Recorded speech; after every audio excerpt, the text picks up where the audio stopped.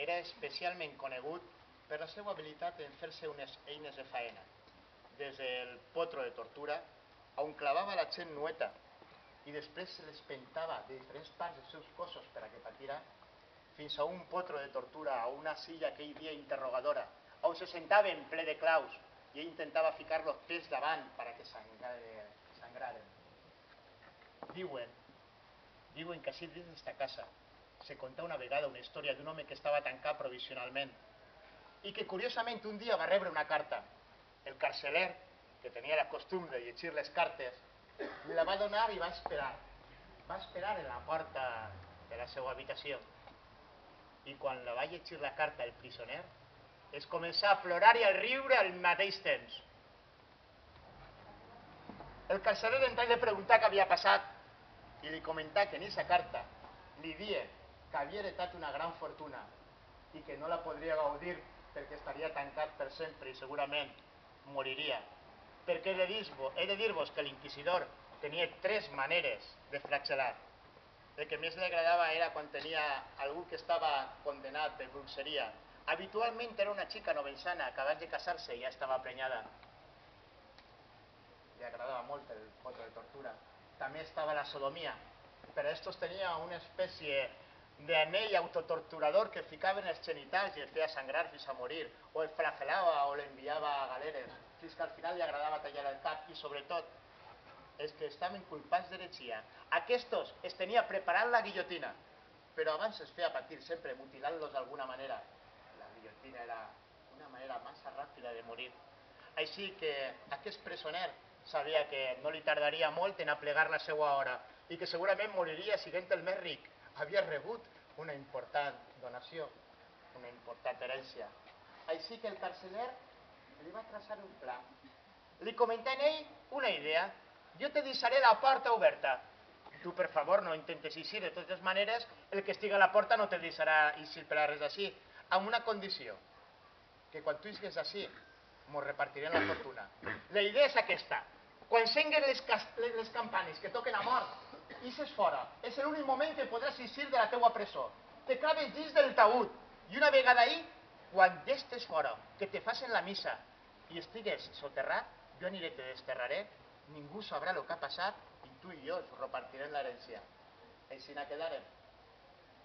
L'empresonat estigué esperant. En la porta mitja oberta. Ell sabia que llevant el candat podia eixir de la seva presó, però esperar fins que un dia tocà mort.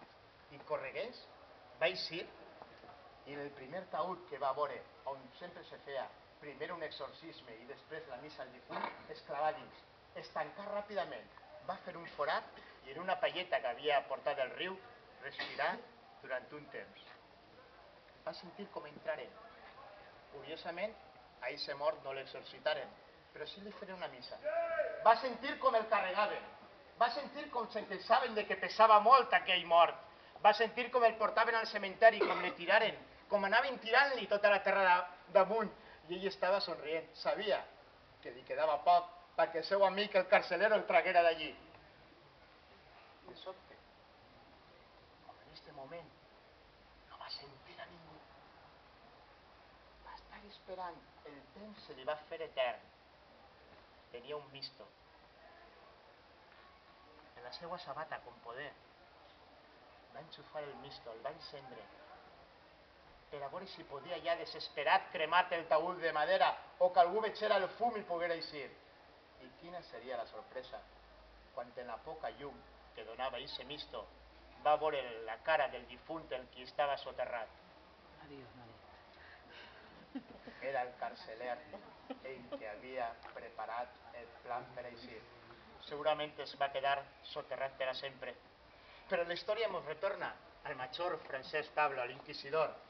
L'inquisidor, que era tan dolent, era tan intransigent, que només que pensava en la manera de fer mal als demés, de tornar a fer uns altres instruments, unes altres eines per a torturar, per a fer més sanguinolent encara. Dormia inclús pensant en com fer-lo. Inclús quan algú dels seus ajudants se n'anava un poc de la seva mà dura i ferma que tenia en ajusticiar, també es castigava ell. Però un dia s'acabà aquesta maledicció pel poble de Carcaixent. un dia trobaren el cos de l'inquisidor, ple de sang, desmembrat, en el cap tallat, dins de la seva casa.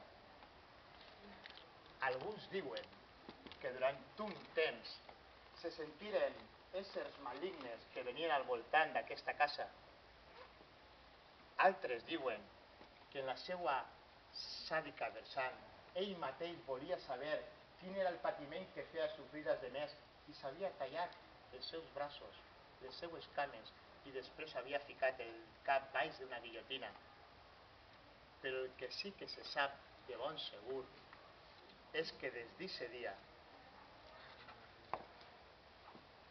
ixen a vegades cartells on fiquen el nom de persones impures del poble i aquestes persones no tarden un dia ni dos, com a molt tres, en acabar les seues hores.